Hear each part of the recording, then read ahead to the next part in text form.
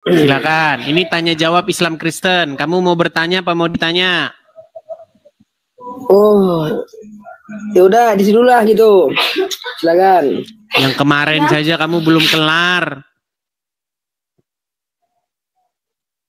Itu kamu kalau gini-gini, kamu kalau naik itu selalu kok gini-gini, terus gini-gini. Kamu kena penyakit apa sih kamu tuh? Enggak apa-apa loh, karena saya ini biasa aja kamu gini-gini terus kamu setiap hari nih. Heran saya. Loh, memang ada masalah dengan begitu. Coba kalau naik itu yang Oke. Gini. Menurut Al-Qur'an, orang yang beriman dan bertakwa itu bisa kena pengaruh setan nggak? Kena pengaruh setan? Ayatnya di mana itu coba? Oke, di dalam Quran surat An-Nahl ayat 99. Itu pendapat coba, bacakan. Oke, sesungguhnya setan itu tidak punya kuasa terhadap orang-orang yang beriman dan bertawakal kepada Tuhannya. Ayat ini benar atau salah? Oke. Apakah Muhammad dia orang beriman dan bertawakal kepada Tuhannya? Ya loh, jelas itu. Oke, baik. Artinya tidak mungkin setan bisa mempengaruhi Muhammad, betul? Dipengaruhi loh. Gimana sih Anda? Nah, ini mulai ragu dia, mulai ragu. Gini. Coba sebentar, jangan kamu bisu-bisukan. Mikrofonmu jangan kamu bisu-bisukan. Tenang, Oke, tenang. Silakan. Kamu tadi kan saya tanya, kamu mau bertanya. Gini. Kamu tadi kan bilang, saya bilang sama kamu, mau bertanya apa mau ditanya? Kamu bilang, ya sudah, kamu saja yang bertanya. Oke, saya bertanya sama kamu. Kepada Anda. Iya, silakan Coba, bertanya. kamu tenang dulu, tenang. Saya ulangi, dan ini terakhir saya mengulangi sama kamu. Kalau kamu nggak nyambung, saya sudah sama kamu. Nggak usah diskusi lagi. Coba kamu perhatikan dengan baik. Sebentar, Bang Edis. Sebentar. Bisa potong sebentar. Jadi, tanggapan Anda dengan tanggapan saya nggak mungkin sama dong. Nggak mungkin tanggapan Anda disamakan. Betul, tidak sama. Makanya, kamu simak dulu. Simak. Menurut Al-Quran, setan itu tidak punya pengaruh terhadap orang yang beriman dan bertawakal kepada Tuhannya. Setuju atau enggak? Oke. Ya, setuju saya. Terus apa lagi? Apakah Muhammad termasuk yang beriman dan bertawakal? Dong, namanya juga manusia loh. Oke, kalau Muhammad termasuk orang yang beriman dan bertawakal, berarti setan tidak akan bisa mempengaruhi Muhammad, betul? Saya bisa dong, kapan juga loh. Namanya juga manusia loh. Jangankan belajar agama Islam dulu. Sebentar dulu. Belajar agama Islam sana, belajar agama Islam. Al-Quran jelas, setan tidak bisa mempengaruhi orang yang beriman. Masih dibilang bisa. Udah saya bilang nggak ada orang Islam yang percaya Qurannya. Saya sebenarnya Hindu, tapi sempat mualaf karena istri saya Muslim. Sempat mualaf karena istri. Oke. Muslim, betul. Jadi saya sih udah lama ngikuti Bang Edis. Dan artinya semua yang Bang Edis berikan edukasi itu bagi saya sih banyak sekali kebenarannya gitu. Hanya saja istri saya tuh kan Muslim, jadi dia terlahir karena kan sudah Muslim. Di samping itu juga dulunya kan guru agama, guru ngaji gitu ya saya bilang.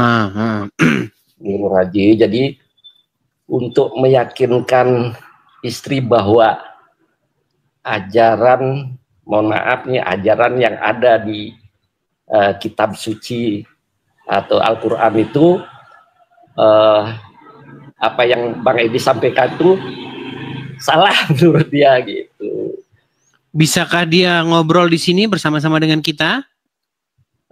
Kebetulan istri saya kan buka warung nih, kebetulan lagi ada pelanggan.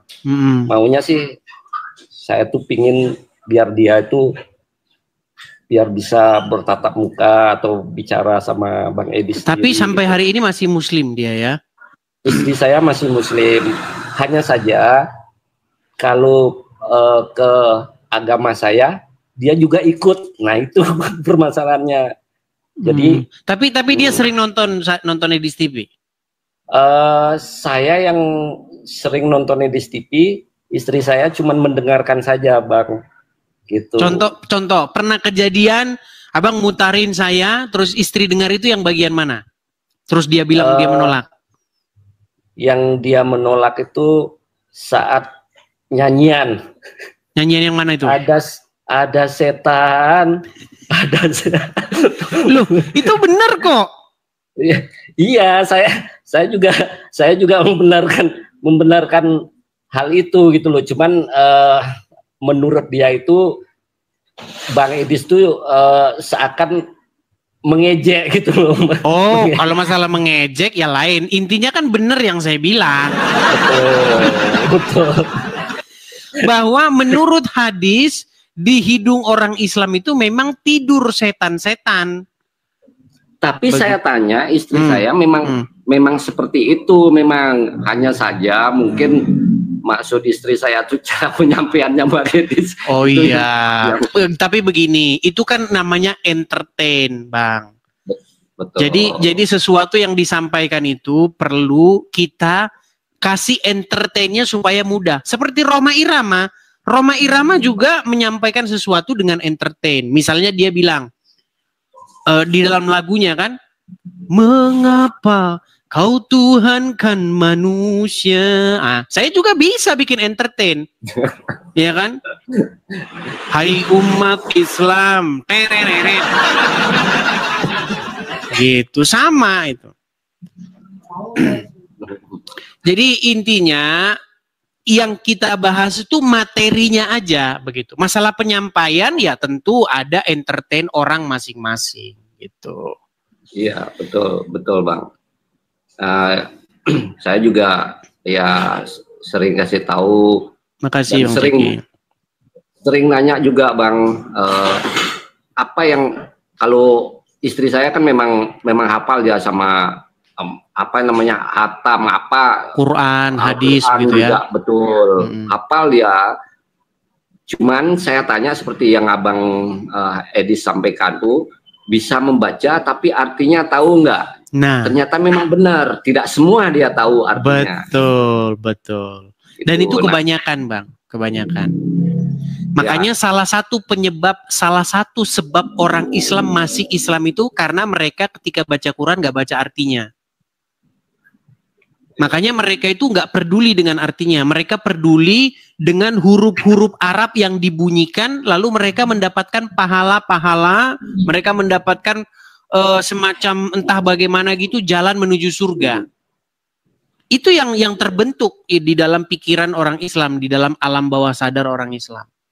Membaca huruf-huruf Arab itu dan kemudian dapat surga dari situ mereka.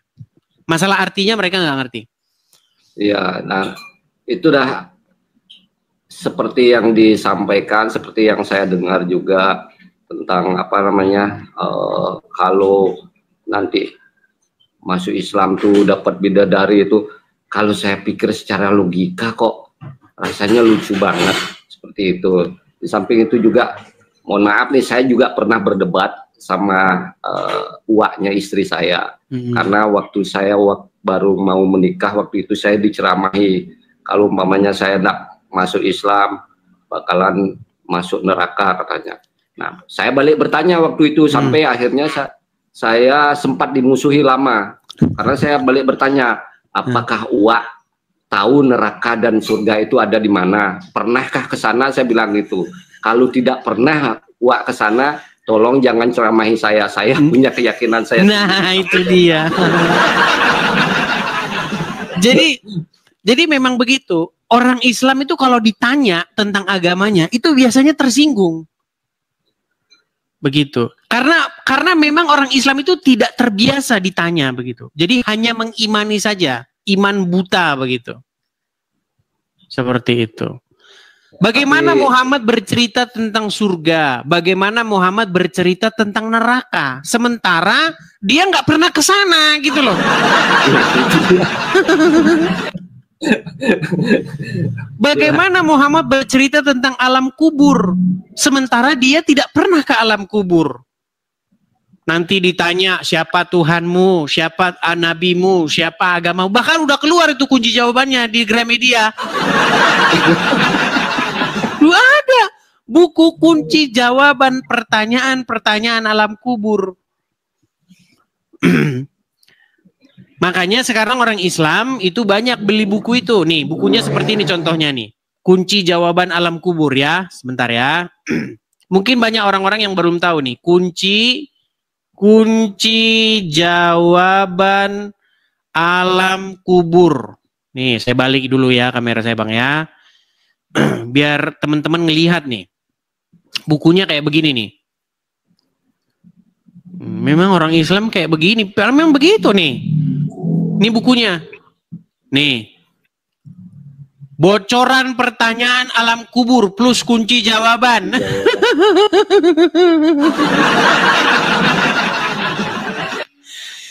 Jadi kalau zaman kita sekolah dulu ya, bocoran pertanyaan-pertanyaan Eptanas. Pertanyaan-pertanyaan ujian nasional kan. Nah, kalau orang muslim bocoran pertanyaan alam kubur. Sementara Muhammad setelah dia masuk kubur nggak keluar-keluar lagi. Begitu. Ya itu sebenarnya membuat orang-orang Islam harusnya berpikir begitu loh. Saya ini ngajak supaya kita mikir. Kata Muhammad ada yang disebut siksa kubur.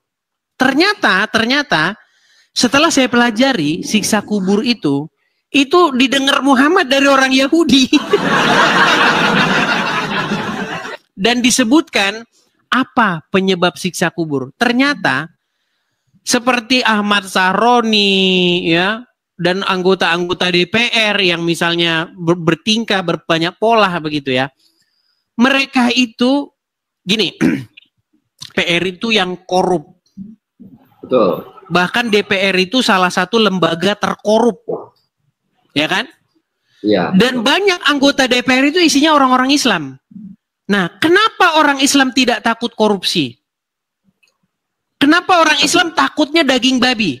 Coba, orang-orang di DPR yang Islam-Islam yang korup itu kalau nerima suap, nerima itu mereka mau. Tapi coba kasih daging babi, kiris kuping saya nggak bakal mau. Nggak bakal mau dia kalau daging babi. Ternyata setelah saya selidiki, ada sebuah pemahaman di dalam Islam tuh begini. Barang siapa yang mengucapkan 2 kalimat syahadat, dia masuk surga. Mau dia mencuri, mau dia berzina, masuk surga. Itu ajaran Muhammad. Makanya ini ajaran Islam ini memang sangat-sangat luar biasa ini. Berarti kalau begitu saya dulu waktu menikahin istri saya kan baca syahadat. Berarti saya masuk surga itu. Masuk surga menurut agama Islam. Nah, itu makanya. Ada riwayatnya itu, Bang. Ada riwayatnya. Jadi seorang bertanya kepada Muhammad, walaupun dia berzina, ya Rasulullah, walaupun dia mencuri, iya. Sekalipun dia berzina, sekalipun dia mencuri, kalau dia mengucapkan kalimat syahadat, masuk surga. Pantas anggota DPR pada korup. Iya. Nanti dibilang saya mengada-ngada. Banyak orang muslim mengatakan saya mengada-ngada. Tapi itu benar. Nih, biar dia muslim-muslim ya. Karena selalu ada saja orang-orang baru di sini ya. Ya. Perhatikan. Sabar ya.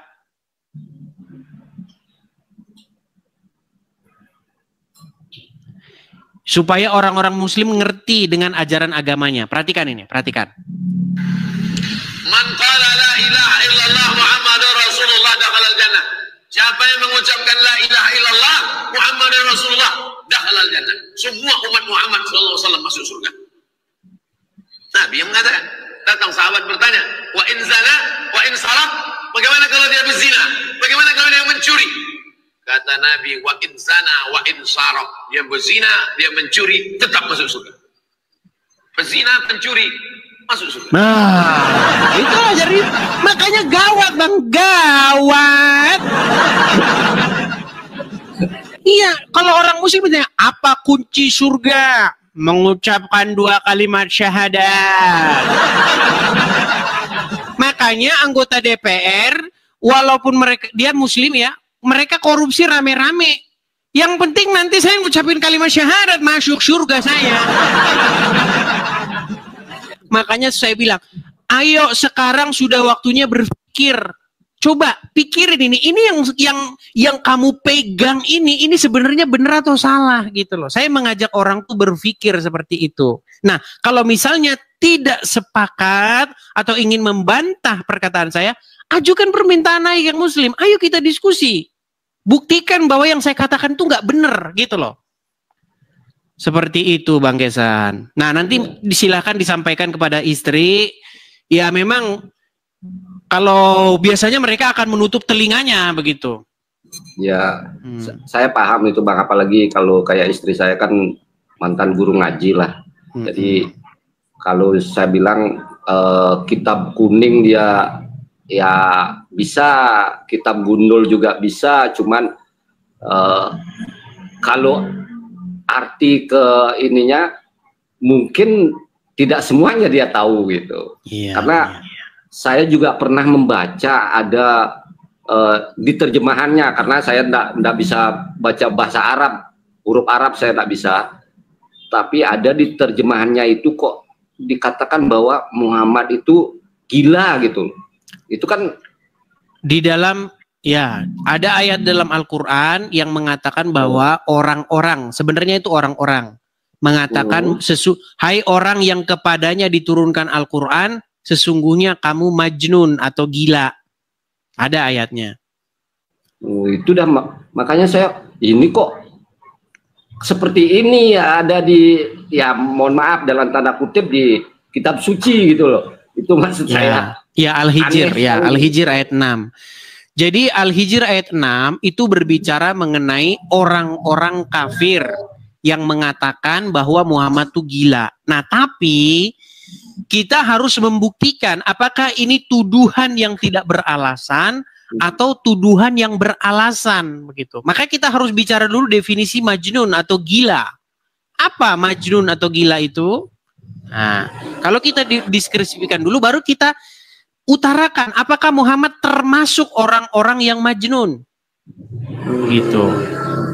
Nah, itu mungkin kita undang yang muslim Bang. Nanti nggak etis kalau misalnya ya, Abang kan sudah bukan muslim lagi. Jadi nanti dibilang saya nggak nggak diskusinya subjektif jadinya begitu Bang. Ya, saya bersyukurnya juga saya lahir di Bali, jadi toleransi itu masih terjaga Bang. Itu aja. Mungkin kalau saya lahirnya di kelahiran istri saya mungkin beda lagi konteksnya. Iya. Oke Bang, jadi kita undang muslim yang lain dulu Bang ya. Terima kasih Bang. Salam kenal. Terima kasih Bang Gejan. Terima kasih Bang Gesan. Ya, oke. Saya turunkan ya Bang Gesan ya. Ya, silakan Bang. Makasih. Ya, sama-sama.